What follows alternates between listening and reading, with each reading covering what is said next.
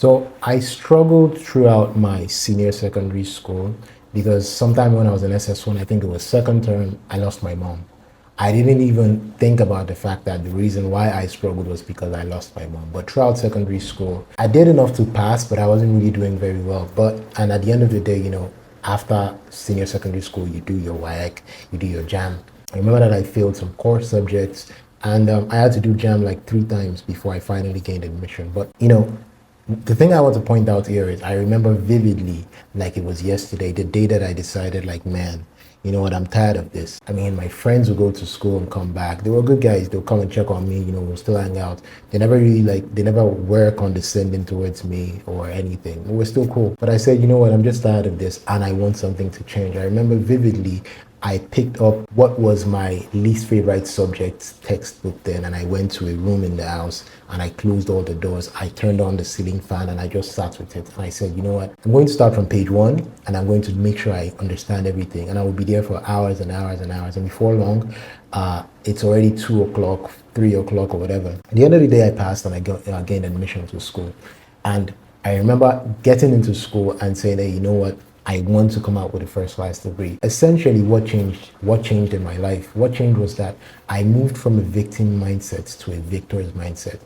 I remember then, out of no fault of my own, I mean, it was traumatic to lose your mom, right? I would always blame everything on the fact that I had lost my mom.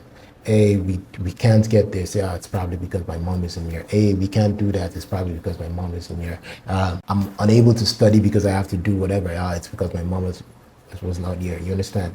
And most of it was true. And that's the thing about, would I categorize that as excuses? I could.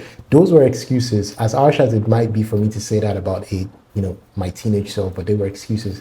But the scary and the most dangerous thing about your excuses is that, they're true. My excuses were real and they were facts, but it got to a point that I said, you know what, enough is enough. I'm no longer going to be a victim of my circumstances, but I'm going to be a creator of a new circumstance. And I did that. Got into the university, said I was going to try, graduate with a first class degree, and I did. And the second thing I want to point out here is a consciousness of your identity. Because of those bad years when I was struggling in secondary school, I started to see myself as a bad student. So when I got into the university, I was wondering, am I really that kind of student? Am I really that kind of person to, graduate with a first class? But let me tell you what happened. What helped me?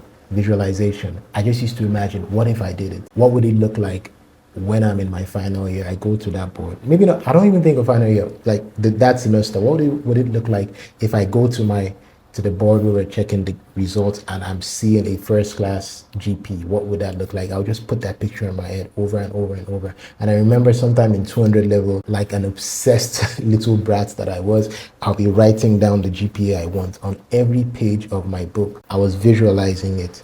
So what am I saying in essence? If you can capture the picture of that thing that you want in your head over and over and over and over, you can sort of rewire that identity you've had. It may not be your fault that you have that identity, maybe because of your former situation of what other people have told you, but your mind literally does not know the difference between what is imagined and what is reality. So if you continue to feed it with that the imagination of that which you want, sooner or later you start to become that person that you want.